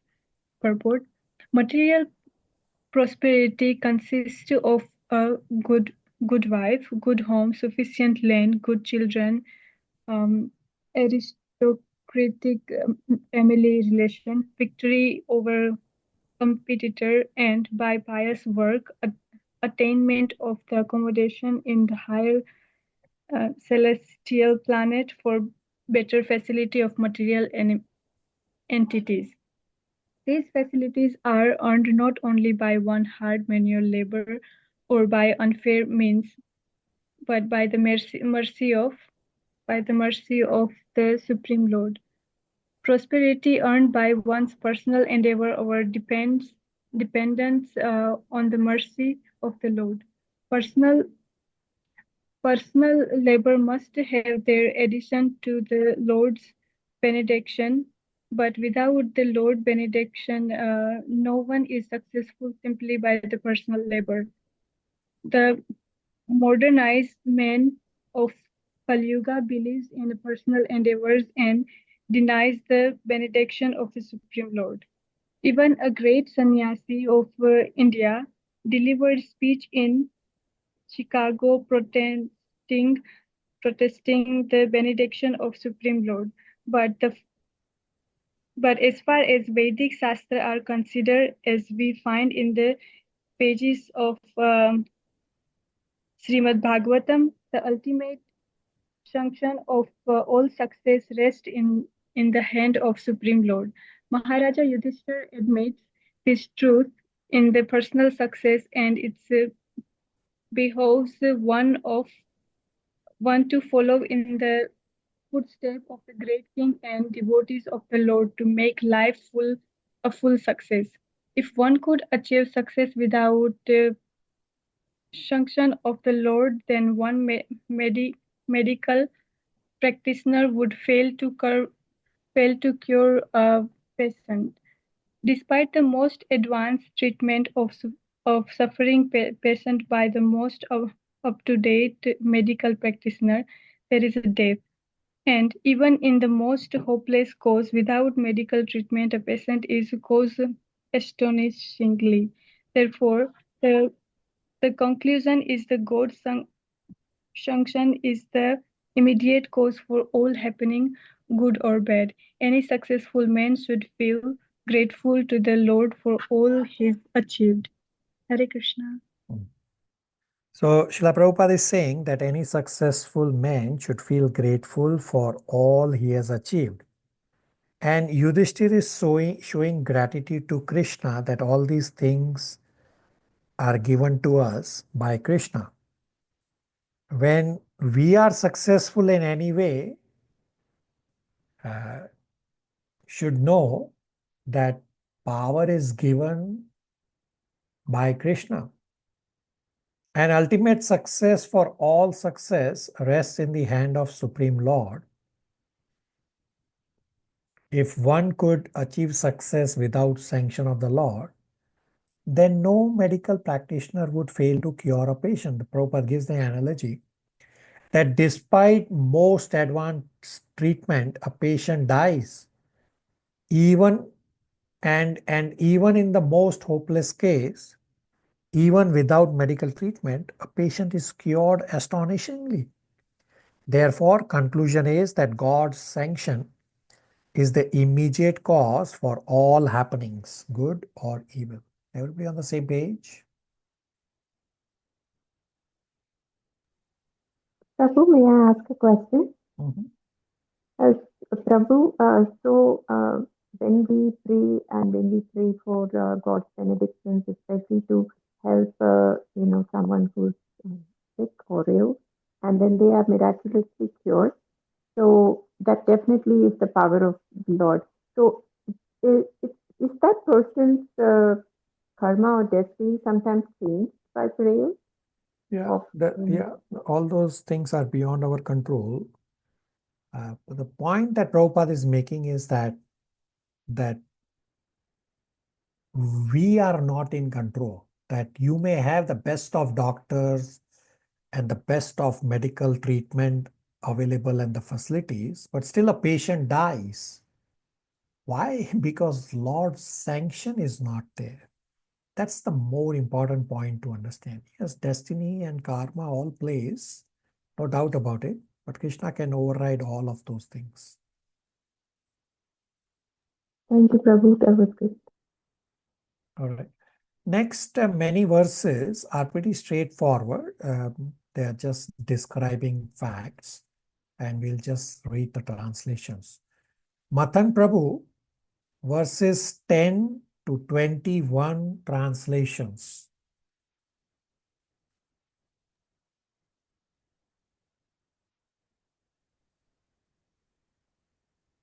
Hare Krishna, verse 10. Yes, see, O man, with a tiger's strength, how many miseries due to celestial influences, earthly reactions, and bodily pains, all very dangerous in themselves, are foreboding danger in the near future by diluting our intelligence. Text 11. The left side of my body, my thighs, arms, and eyes are all quivering again and again. I'm having heart palpitations due to fear. All this indicates undesirable happenings. Text 12. Just see, O Bhima, how the sea jackal cries at the rising sun and vomits fire, and how the dog barks at me fearlessly. Text 13. O Bhimasena, tiger among men, now useful animals like cows are passing me on my left side, and lower animals like the asses are circumambulating me. My horses appear to weep upon seeing me. Yes, text 14. Yes, see, this pigeon is like a messenger of death. The shrieks of the owls and their rival crows make my heart tremble. It appears that they want to make a void of the whole universe. Text 15. Just see how the smoke encircles the sky. It appears that the earth and mountains are throbbing. Just hear the cloudless thunder and see the bolts from the blue. Text 16. The wind blows violently, blasting dust everywhere and creating darkness. Clouds are raining everywhere with bloody disaster. Text 17. The rays of the sun are declining, and the stars appear to be fighting among themselves. Confused living entities appear to be ablaze and weeping. Text 18. Rivers, tributaries, ponds, reservoirs, and the mind are all perturbed. Butter no longer ignites fire. What is this extraordinary time? What is going to happen? Text 19. The calves do not suck the teats of the cows, nor do the cows give milk. They are standing, crying, tears in their eyes, and the bulls take no pleasure in the pasturing grounds. Text 20. The deities seem to be crying in the temple, lamenting and perspiring. They seem about to leave. All the cities, villages, towns, gardens, mines, and hermitages are now devoid of beauty and bereft of all happiness. I do not know what sort of calamities are now awaiting us. Text 21. I think that all these earthly disturbances indicate some greater loss to the good fortune of the world. The world was fortunate to have been marked with the footprints of the lotus feet of the Lord. These signs indicate that this will no longer be. So Yudhishthir is in anxiety that Lord has left, and he's thinking that maybe what Sri Narad Muni was talking, maybe that time has already arrived. And at this time, Yudhishthir saw that Arjuna has returned, and Yudhishthir saw the dejected face of Arjuna. And Yudhishthir could understand that situation is very grave. Again, the next few verses are straightforward about the facts or the symptoms or the circumstances being described. Pragya, 22 to 33 translations. Hare Krishna Prabhuji. Text 22. O Brahman Sonaka, while Maharaj Yudhishthir, observing the inauspicious signs on the earth at that time, was thus thinking to himself, Arjuna came back from the city of Yadus, Dwarka. When he bowed, text 23, when he bowed at his feet, the king saw that his dejection was unprecedented. His head was down and tears glided over from his lotus eyes. Text 24. Seeing Arjun pale and heartfelt due to heartfelt anxieties, the king, remembering the indications of the sage Narad, questioned him in the midst of friends. Text 25. Maharaj Yudhishthir said, my dear brother, please tell me whether our friends and relatives such as Madhu, Bhoj, Dashara, Arha, Satvata, Andhaka, and the members of Yadu family are all passing their days in happiness. Text 26. Is my respectable grandfather, Surashena, in a happy mood? And are my maternal uncles, Vasudev and his younger brothers, all doing well? Text 27. His 7 wives, headed by Devotee, are all sisters. Are they and their sons and daughters-in-law all happy? Text 28-29. Are Ugrasena, whose son was the mischievous Kamsa, and his younger brother still living? Are Hridika and his son Kratvarma happy? Are Akura, Jayanta, Garda, Sarana, and Satrujit are all happy? How is Balram and personality of Godhead and the protector of devotees? Text 30. How is Pradyumna, the great general of Vrishni family? Is he happy? And is Aniruddha, the plenary expansion of personality of Godhead, faring well? Prabhuji, up to 30? 33. 32. Are all the, text 31, are all the chieftains sons of Lord Krishna, such as Sushena, Karud Sena, Sambha, and son of Jambavati, and Rishabh, along with their sons, all doing well? Text 32-33. Also, Satrus Deva, Uddhava, and others, Nanda, Sunanda, and other leaders of liberated souls who are constant companions of the Lord, are protected by Lord Balram and Krishna. Are they all doing well in their respective functions? Do they, who are all eternally bound in friendship with us, remember our welfare? Hare Krishna. So, all straightforward verses describing these circumstances. Priyanka, verse 34, translation and purport, faster pace. Hare Krishna. Is Lord Krishna the Supreme Personality of Godhead who gives pleasure to the cows, the senses, and the Brahmanas, who is very affectionate towards his devotees, enjoying the pious assembly at Dwarkapuri surrounded by friends? Translation of purport. Here in this particular verse, the Lord is described as Bhagwan, Govinda, Brahmanya, and Bhaktavatsala. He is Bhagwan Swayam, or the original Supreme Personality of Godhead, full with all opulences, all power, all knowledge, all beauty, all fame, and all renunciation. No one is equal to or greater than him. He is Govinda because he is the pleasure of the cows and the senses. Those who have purified their senses by the devotional service of the Lord can render unto him real service and thereby derive transcendental pleasure out of such purified senses. Only the impure conditioned living being cannot derive any pleasure from the senses, but being illusioned by false pleasures of the senses, he becomes a servant of the senses. Therefore, we need his protection for our own interest. The Lord is a protector of cows and the Brahminical culture. A society devoid of cow protection and Brahminical culture is not under the direct protection of the Lord, just as the prisoners in the jails are not under the protection of the king, but under the protection of a severe agent of the king. Without cow protection and cultivation of the Brahminical qualities in human society, at least for a section of the members of society, no human civilization can prosper at any length. By Brahminical culture, the development of the dormant qualities of goodness, namely truthfulness, equanimity, sense control, and forbearance, simplicity, general knowledge, transcendental knowledge, and firm faith in the Vedic wisdom, one can become a Brahmana and thus see the Lord as he is. And after surpassing the Brahminical perfection, one has to become a devotee of the Lord so that his loving affection in the form of proprietor, master, friend, son, and lover can be transcendently achieved. The state of a devotee which attracts the transcendental affection of the Lord does not develop unless one has developed the qualities of a Brahmana as above mentioned. The Lord is inclined to a Brahmana of quality and not of false prestige. Those who are less than a Brahmana by qualification cannot establish any relation with the Lord, just as fire cannot be kindled from the raw earth unless there is wood, although there is a relation between wood and earth.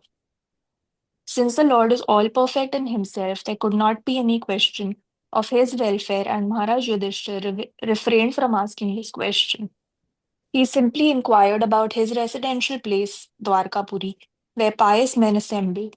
The Lord stays only where pious men assemble and takes pleasure in their glorifying the supreme truth. Maharaj Yudhishthira was anxious to know about the pious men and their pious acts in the city of Dwarka. Hare Krishna. So, couple of important points in the purport.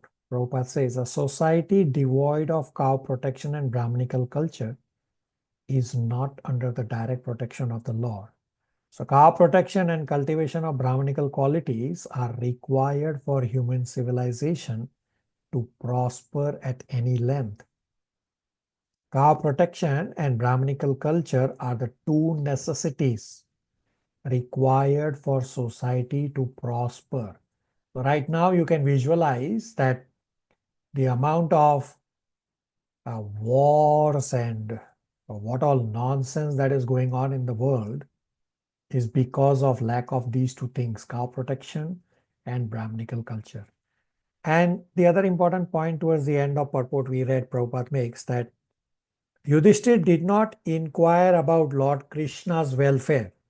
Yudhishthir inquired about everybody except Lord Krishna, because the Lord is all perfect in himself and there cannot be any question of his welfare. Therefore, Yudhishthir simply inquired about Krishna's residential place in Dwarka and the residents there. Everybody on the same page?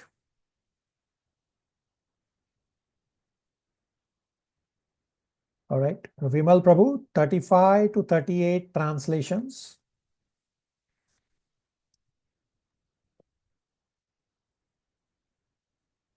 Personality of Godhead, the enjoyer, and enjoyer and Balrama, the primal Lord Ananta, are staying in the ocean of the Yadu dynasty for the welfare, protection, and general progress of the entire universe.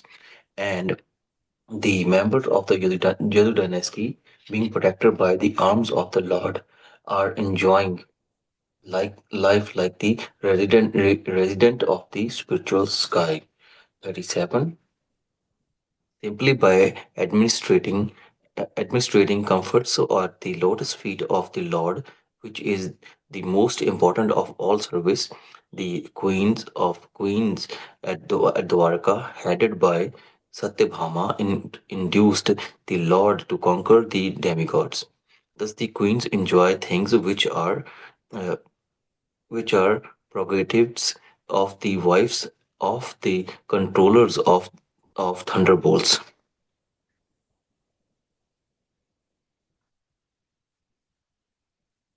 88.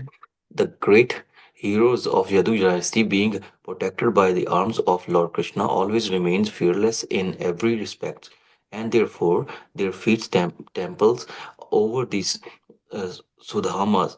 Sudhamas assembled house, which the best demigods deserve, but which was taken away from them. Hare Krishna. Prabhu 38. Yeah, you read 38. That's okay. Thank you. So in the purport for verse 38, Prabhupada explains an analogy that fear is illusion for conditioned living beings because of his forgetfulness of his eternal relation with the Lord. Liberated souls are never fearful. A tiger analogy is given that person in dream may be fearful of a tiger, but person who is awake is never fearful of the tiger. Presence of tiger is a myth for the person dreaming and the person awake because there is no tiger. The next set of verses have a little heavy conversation, and let's see. Abhishek Prabhu, 39 to 42 translations, faster pace.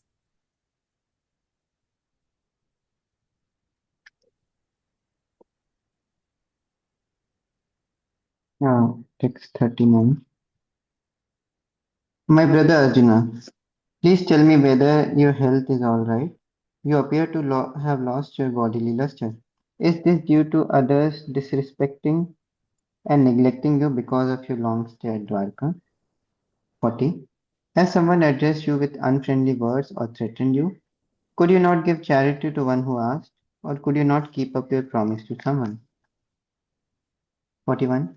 You are always the protector of the deserving living beings, such as Brahmanas, children, cows, women, and diseased.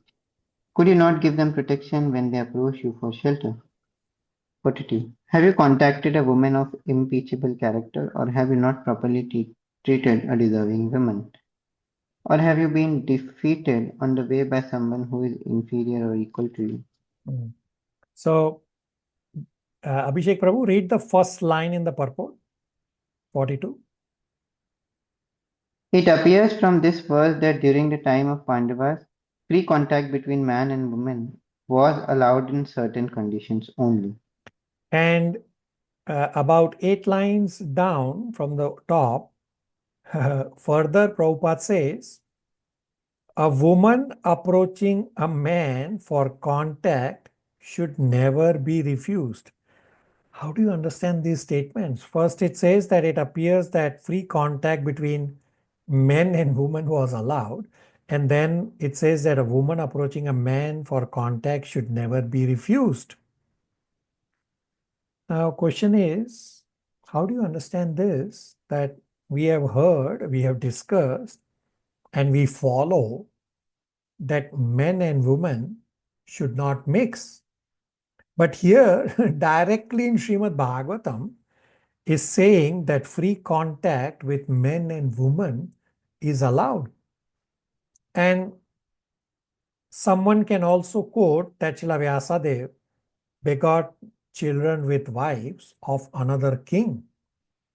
So via Srila Vyasadeva, Dhritarashtra, Pandu and Vidura took birth because the husbands died before begetting the children. And therefore, then Srila Vyasadeva begot Dhritarashtra, Pandu and Vidura in the females or the wives of the dead husbands. So how do you understand and explain these points to anyone? Does anybody have the same question? Anybody wants to know? Yes, Prabhuji, very conflicting statements. Okay.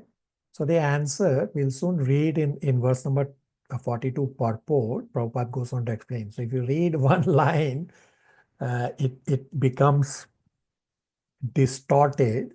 And if you read the whole purport, Prabhupada actually goes on to clarify this.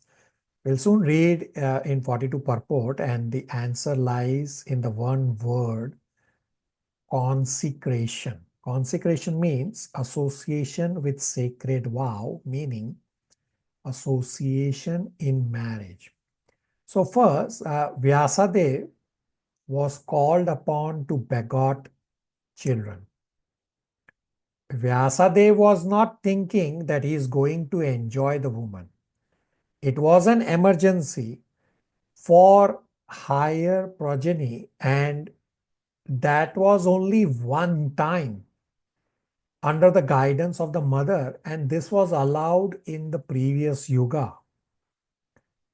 And Srila Vyasadeva is not some ordinary person. Srila Vyasadeva did not physically contact these women ever again, and even to begot the children, Srila Vyasadeva never physically touched these women. It was only through the glance that Srila Vyasadeva begoted children in these women. So this was allowed in Dwarpa Yuga, but in Kali Yuga, this rule does not apply. This is ruled out. Now, second, when explaining Srila Prabhupada purport, read the entire purport. The first line, yeah, if you just read the first line and you will start jumping up and down with a sword in your hand.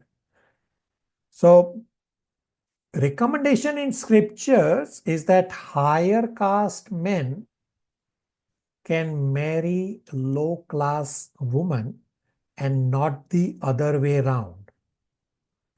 Towards end of the purport, which we'll be soon reading, is explained, Srila Prabhupada does not stop the contact of men and women is allowed, but says contact is allowed under certain conditions, which is consecration. That's a key word in the purport. Prabhupada's language is also pretty heavy language. So consecration means contact allowed under marriage, not freely, as is prevalent today, like everybody connecting with every other members of other opposite sex, like cats and dogs. And this point about men of higher caste can marry low class women, not the other way around, is explained with the words Uttama and Adhama. Higher caste men of Brahmana and Kshatriya could accept a woman of Vaishya or Shudra community, but men from lower caste, such as Vaishya and Shudra, could not contact a woman of higher class from, say, Brahmana or Kshatriya. So even Kshatriya could not contact a woman of Brahmana caste. Thus, the contact of Brahmana and men with a Kshatriya woman is Uttama. But a contact of Kshatriya with a Brahmana woman is Adhama and is condemned. Now in Canto 3, an exception is given to this rule that if some higher authority gives you permission to go through to the Adhama route, then it's okay. But by yourself, you cannot do that. That a Kshatriya, contact of a Kshatriya with a Brahmana woman is Adhama, while the contact of Brahmana men with a Kshatriya woman is Uttama. Everybody on the same page? Prabhuji, I have a query, may I ask? Mm-hmm. Prabhuji, this we read in Gita that our society was in Varnashram. It was not in this caste system. So, and people were of a particular Varna on the basis of their education and the life that they followed, not by virtue of birth. Then this somehow sounds contradictory to that here it is so much emphasis on caste. Yeah, so this division is still not based on birth. This division is not on caste. This is still based on guna and karma. That somebody who's a Brahmana, he may be born a Shudra, but he's a Brahmana by guna and karma. He becomes higher on the scale. All Varnas are equal, but he's higher on the scale, and others from, say, a Shudra community cannot go and marry a Brahmana. And Prabhuji, the women also are by virtue of their practice, so they can also be Brahman, Kshatriya, Vaishya, and Shudra by virtue of their practice, or because through birth they cannot acquire that. Women, Vaishnavis, females are also in this category by their guna and karma. Okay, Prabhuji. All right. Shivangi, again, faster pace, 42 purport. Text 42. Perfect. It appears from this verse that during the time of the Pandavas, free contact between men and women was allowed in certain conditions only. The higher caste men, meaning the Brahmanas and Kshatriyas, could accept a woman of the Vaishya or the Shudra community, but a man from the lower caste could not contact a woman of the higher caste. Even a Kshatriya could not contact a woman of the Brahmana caste. The wife of a Brahmana is considered one of the 7 mothers, namely one's own mother, the wife of the spiritual master or teacher, the wife of a Brahmana, the wife of a king, the cow, the nurse, and the earth. Such contact between man and woman was known as Uttama and Adama. Contact of a Brahmana with a Kshatriya woman is Uttama, but the contact of a Kshatriya with a Brahmana woman is Adama and therefore condemned. A woman approaching a man for contact should never be refused, but at the same time, the expression as above mentioned may also be considered. Bhima was approached by Hidimbi from a community lower than the Shudras, and Jayati refused to marry the daughter of Shukracharya because of Shukracharya's being a Brahmana. Vyasadeva, a Brahmana, was called to beget Pandu and Dhritarashtra. Satyavati belonged to a family of fishermen, but Parashara, a great Brahmana, begot her Vyasadeva. So there are so many examples of contacts with women, but in all cases the contacts are not abominable, nor were the results of such contacts bad. Contact between man and woman is natural, but that also must be carried out under regulated principles so that social conservation may not be disturbed or unwanted worthless publicity be increased for the unrest of the world. It's abominable for a Kshatriya to be defeated by one who is inferior in strength or equal in strength. If one is defeated at all, he should be defeated by some superior power. Arjuna was defeated by Bhishma Deva, and Lord Krishna saved him from danger. This was not an insult for Arjuna because Bhishma Deva was far superior to Arjuna in all ways, namely age, respect, and strength. But Karna was equal to Arjuna. Therefore, Arjuna was in crisis when fighting with Karna. It was felt by Arjuna, and therefore Karna was killed even by crooked means. Such are the engagements of the Kshatriyas, and Maharajah Yudhishthira inquired from the Prabhu whether anything undesirable happened on the way to Dwarka. Everybody on the same page?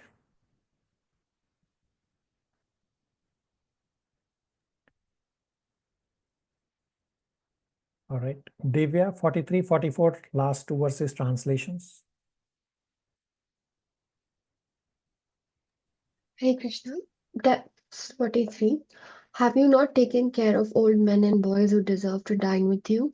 Have you left them and taken your meals alone? Have you committed some unpardonable mistake which is considered to be abominable? Text 44. Or is it that you are feeling empty for all time because you might have lost your most intimate friend, Lord Krishna?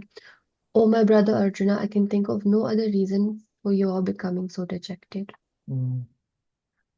Thus ends the Bhaktivedanta purports of the first canto, 14th chapter of Srimad Bhagavatam, entitled The Disappearance of Lord Krishna. Over questions, write down, please. First, what two necessities are required for a society to prosper? Comes from verse 34. Second is an analogy. Fearfulness is sort of an illusion for the living being when he is in slumber and forgetting his eternal relation with the Lord. A person may be fearful of a tiger in a dream, but another man who is awake sees no tiger by his side. Comes from verse number 38. And the third homework question for next class is read chapter 15, the entire chapter, 51 verses. We are just past 9 a.m. here in Toronto time. We will stop here. Hare Krishna, everybody. Hare Krishna. Hare Krishna, thank you. Hare Krishna. Hare Krishna. Thank you. Hare Krishna, Prabhuji. Hare Krishna, everyone. Hare Krishna.